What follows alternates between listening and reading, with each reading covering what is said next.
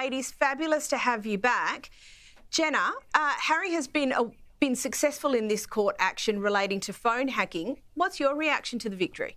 Yeah, look, Cara, nothing better than an extra $200,000 to come Christmas time when you're pretty much unemployed for Prince Harry and Meghan Markle. Look, I think the Prince has been pursuing this for such a long time, and it's about time that it has an end point. But it is interesting to note that the Mirror Group have come out and unreservedly apologised for any type of behaviour.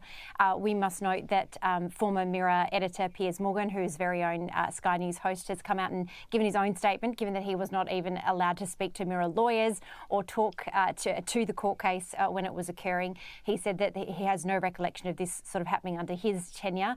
So I think it's interesting, but I think this is just more fuel for Harry's fire when it comes to pursuing all things about the horrible media in the UK.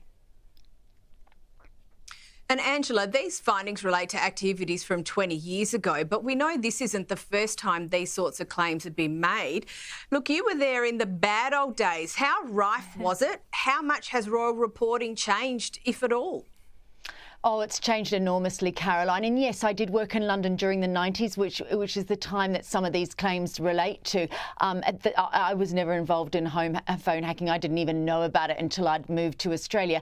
But there were dastardly tactics being used within British newspapers to get stories. You have to imagine it's an incredibly competitive newspaper environment, 12 daily newspapers, a huge number of weekend newspapers as well. So that competition would drive that need for stories. Now, of course, we knew through the Leveson inquiry the extent to which phone hacking was taking place. But what's interesting, I think, about this case, as you asked, make the point, how has it changed? Royal reporting has changed enormously. In the wake of Princess Diana's death, the old Press Complaints Commission was replaced by the new organisation, which editors signed up to.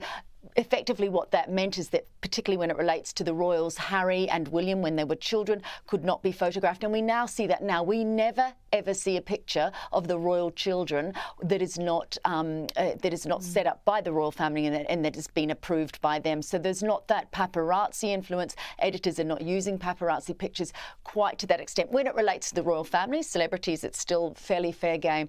But look, of course, we know Harry still has two other claims. He's suing two other newspaper groups. So there's still the outcome of those cases to come.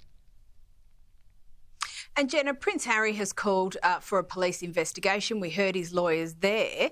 Police have said they will carefully consider the High Court ruling. Given the nature of the findings, a criminal investigation could well be appropriate, right?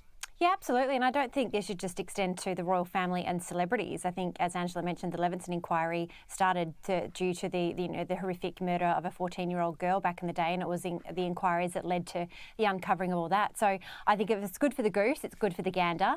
And I think if the police are going to pursue it, don't just allow it to be focused on the page 3 stories and the celebrity stories in some of the tabloids. Make it open slather and see if this is still a common occurrence in newsrooms in the UK.